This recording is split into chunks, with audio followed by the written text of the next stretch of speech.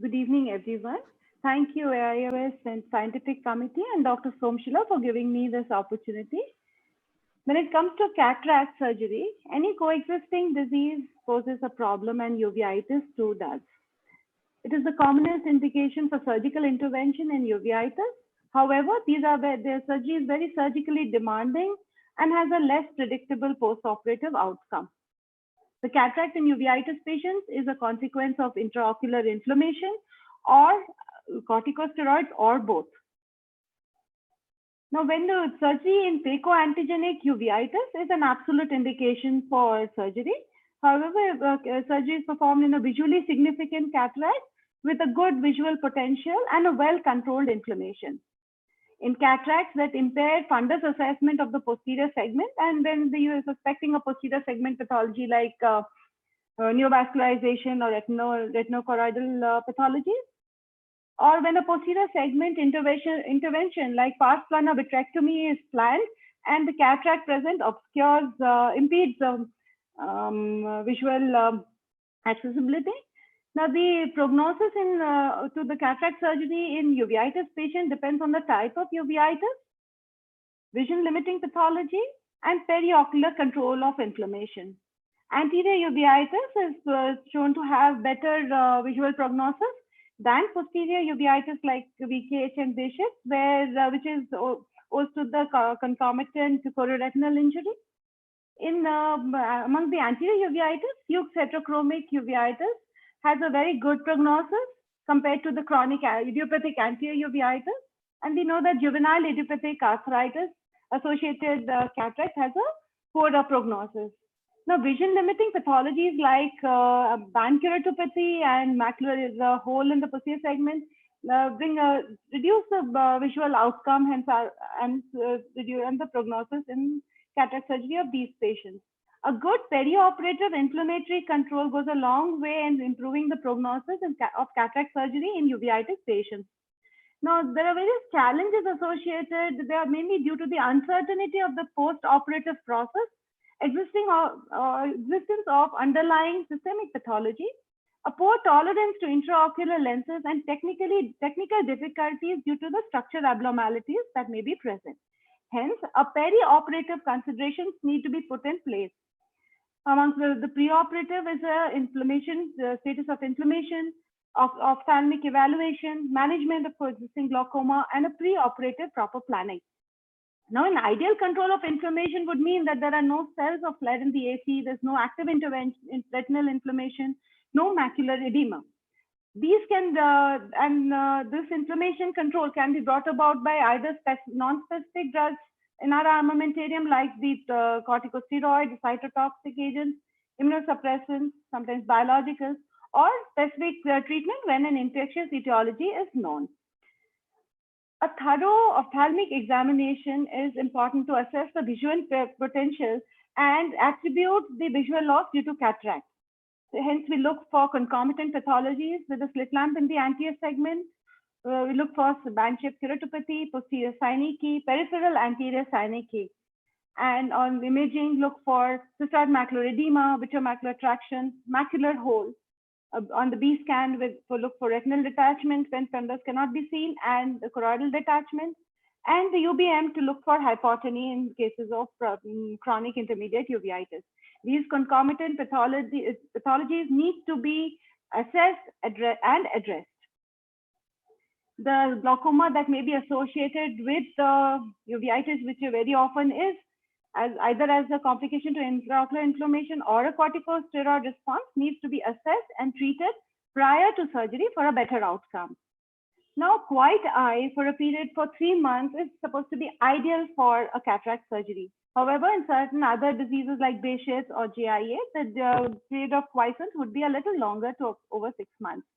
However, earlier interventions in case of mature cataract is mandated when there is a posterior segment complication or a relapse, or there is an advanced cataract which poses great surgical difficulties. In pediatric cases, the risk of amblyopia needs to be considered because the cataract develops in the embryogenic age, and achieving quiescence should be weighed against an early intervention in these cases. Now, we have two scenarios. One, which is the uncomplicated case, where the cataract is quiescence is achieved with topical steroids, and there are the visual potential of the eye is good. And we have the complicated cataract, where the quiescence is achieved by either periocular or systemic steroids or immunosuppressants.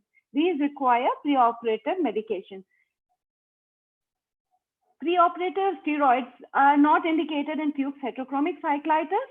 Topical steroids may be given in phacoantigenic uveitis. However, oral steroid prophylaxis is called for in diseases like VKH, Behçet's disease, in one eye, especially when the other eye is lost to uncontrolled inflammation, and JIA. If the patient is on immunosuppressants, the immunosuppressants are continued.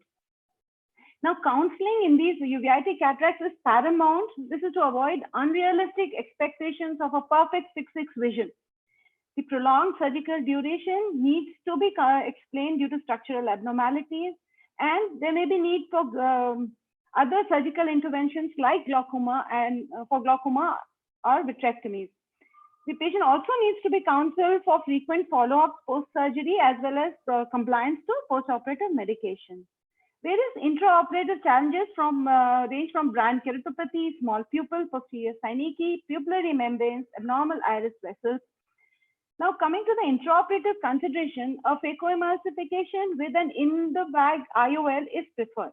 However, if there is extensive synecdoche, ECC or SICS with a PC-IOL, it can be performed with a good result. I'll take you through an edited surgical video in the next slide. This is, and explain the rest of the steps here. Topical steroid, the topical anesthesia is inadequate in these patients. They may either require the local anesthesia or general anesthesia, depending on the case. This is because the surgical duration is long, and there's tissue manipulation in these cases. Now, here we have an early BSK seen in this patient, a shallow AC, extensive pupillary synecdoche, pupillary membrane, and a thickened capsule. So here we choose the incision chosen would be a clear corneal incision in this case, owing to the shallow AC. And at this point, I would like to say that a clear corneal incision is also indicated in patients with scleritis, where you to reduce the risk of surgically induced necrotizing scleritis. And on the other hand, if there's a corneal thinning or previous corneal melt, a scleral incision is chosen. Now, after injecting the viscoelastic, which may be Healon or the case may be a viscoat, if there's a presence of peripheral anterior synechia, they are first released prior to the pupillary dilatation. The synechia are broken with a blunt spatula, and the pupillary membrane is teased off with the intraocular forceps. Inadequately sized pupil is still present, hence we use the Puglin's hook to stretch the pupil. At this point, I must tell you that we need to avoid sphincterotomies in these cases. And the capsulotomy is done after staining with trypan glue. CCC is done. The size should be at more than 4 millimeters, keeping in mind the postoperative complication of a capsular phimosis. Here we can see after staining, there is wrinkles in the anterior capsule, suggestive of weak zonules here.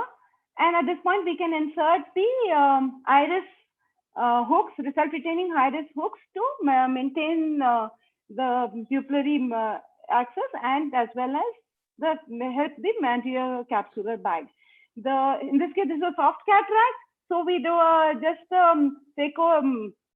just aspiration. But however, if there is a harder cataract, procedure to reduce stress on the zonules, like in situ vertical chop, needs to be done. And the lens is injected in the bag, not in the sulcus, not in the AC. The viscoelastic is completely clean, and from even below the intraocular lens, and post-operative, at the end of the surgery, a subconjunctival steroid or a subtenon steroid can be given. A word on the femtosecond laser, which is now available as a valuable tool. this can produce adequate size, well-centered capsular access, provided the capsule pupil is well dilated. Sometimes a Malysian ring is placed before that. I'm Fragmenting. sorry, but we are out of time. We'll appreciate if you could please sum it up in the next 30 seconds. We avoid IOL implantation in a few of these cases. Minimize minimum haptic uveal contact is warranted. In these the post-operative complications related to cataract surgery include recurrence of inflammation, cystoid macular edema, and hypotony, which can manage post-operatively with intensive topical and systemic steroids. Hence, a thorough diagnostic investigation, diligent perioperative control of inflammation, and a meticulous surgical technique can bring home a satisfactory outcome in cataract surgery in uveitis patients. Thank you, Dr. Nam.